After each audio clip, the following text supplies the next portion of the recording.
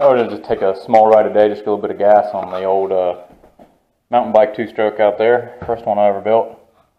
I got this front room straightened up just a little bit. I'm hoping to get the hawk in here, which I'm not too sure about. Probably not going to happen, but I'm going to give it a shot. I got trying to get a shed or something built out back, something decently nice, so I can actually store some of these bikes. And I'm not in my mud room, but for now this works. Straightened up and cleaned up. So I got the corner over there that I can fit all 3 bikes now, instead of having them scatter all across the room. Just have the other one right there on the right side, and it works out pretty good. Got all the oil cleaned off the floor. And yeah, I'm really hoping I can get the hawk through that front door. If I can get it through the front door, then I got plenty of room for it over there. And actually be able to work on it a little bit, but we'll see what happens, I guess. I'm hoping it'll definitely be here next week, but there's a possibility it might be here by the end of this week, which would be fantastic. And I think I finally got the camera angle straightened back up, so hopefully you guys got a good view of this. We're off.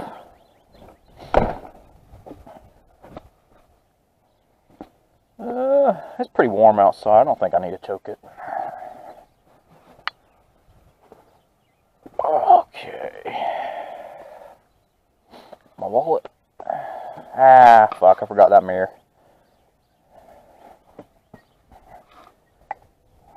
Yeah, oh well. Good enough for now. Put it on there when we get back.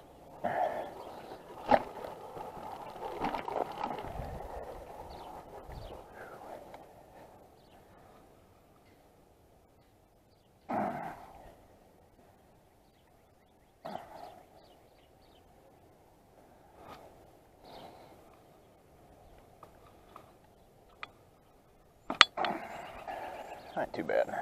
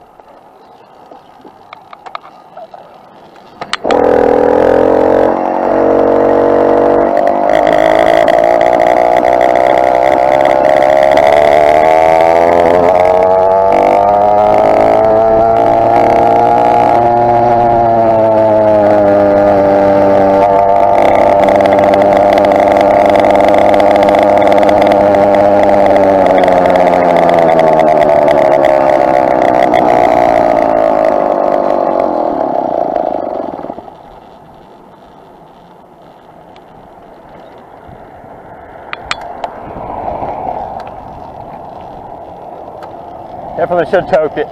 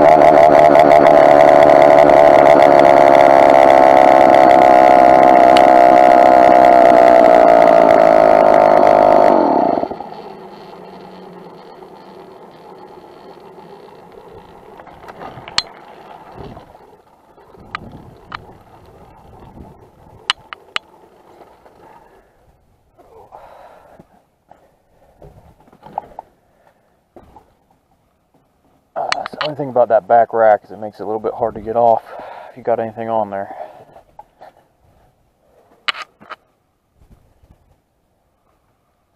Anyway, since I got the camera on,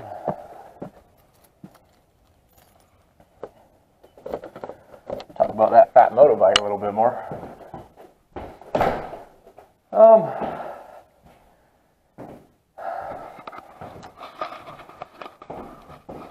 Let's see, I'm not disappointed with the bike, or the motor even. I did bypass the governor, and you can get her up to 30 really easy. Without any mods or anything, just bypass the governor, and up to 30. I still kind of regret getting it though, because it was $700. And I like riding my first two-stroke build way more than I like riding that one. It's originally I thought that phatmoto was smoother, but it's not. It's pretty vibraty. It's better than the beach cruiser. Like, it's not as bad as the beach cruiser. But I mean, it's a really big middle ground between my two bikes. Like, it's not as smooth as my mountain bike. It doesn't handle the bumps as well as a mountain bike. It doesn't have low end torque that my beach cruiser does. And it's already got a 50-tooth sprocket. My beach cruiser's got a 56, but this has already got a 50-tooth sprocket. That hill we just went up, my beach cruiser will climb unassisted, no problem. The mountain bike will climb it. If you hit it at a really good angle and you're already at top speed, but it's kind of hard to do because it's going to turn. This thing's harder to climb that hill with than that mountain bike. Like, I got to stand up on this bitch and really pedal her. If you're just cruising around at like maybe 15, great bike. If that's all you want to do, if you just want to putt around town, like if you live in a small area, 15 miles an hour, it's great for that. But again, it's $700. So, I mean, you just kind of got to pick and choose what you really want to do. My clutch is already grabbing, which I guess that is a big problem with these bikes. I should have done a little bit more research into it. It seems like it's a pretty easy fix. Just take the clutch apart, do a little bit of clutch maintenance. It's not too bad. It's just, I've rode this thing maybe 4 times, and it's already grabbing at idle, and it's not the idle speed. I've messed around with that. It's just the clutch is grabbing. I mean, I don't know. If you want my recommendation on whether or not to buy it, it's a no. I would not buy this again. Now, if you want to spend $700 and you're just cruising around, because bypassing that governor, even though you can get it up to 30, you don't want to be holding it open throttle too long. It's a good way to fry your motor. I mainly just use that for a good burst of speed when I need it. And I'm still breaking it in. Like I said, I've only rode it 4 times, so maybe once it's broken in, it'll get a little better. So I'm not going to judge it too harshly yet, but if I had to do it over again, I probably wouldn't buy it. That being said, it's beautiful. This is a slick looking bike. I cannot get over how good this thing looks. Like, I want to take a picture of it. It's nice, but if you're going over looks at performance, I'd choose performance. But like I said, that's really just thinking about what you want to do. And I'm sure there's a bunch of mods you can do to this thing to get this thing up to probably 42 miles an hour, but it's not worth that for me. Especially with my hop coming in, I probably will not be riding the phatmoto much anymore. If I'm going to take a motorized bike out, it's going to be that 2-stroke out right there. Which, I will definitely do some more videos on it for you guys. And give you a real good review after I've got at least 100 miles on it, if not 200. I know that it sounds like a lot for a motorized bike, but that thing right there, I have not done much to it. That's an old bike too. Like, I didn't even buy that bike. I got that bike when I was 12 years old, maybe even younger, from my grandparents. And it is holding up fantastically. Yeah, I don't know. Do your own research. That's all I can say. Definitely do your own research. Find as many videos on it as you can, and go from there. But next video I do will either be on the phatmoto or the Hawk, depending on how fast it gets here. I got to do a little bit of work on that clutch before I take it out again, though. Thanks for watching, guys. Appreciate it.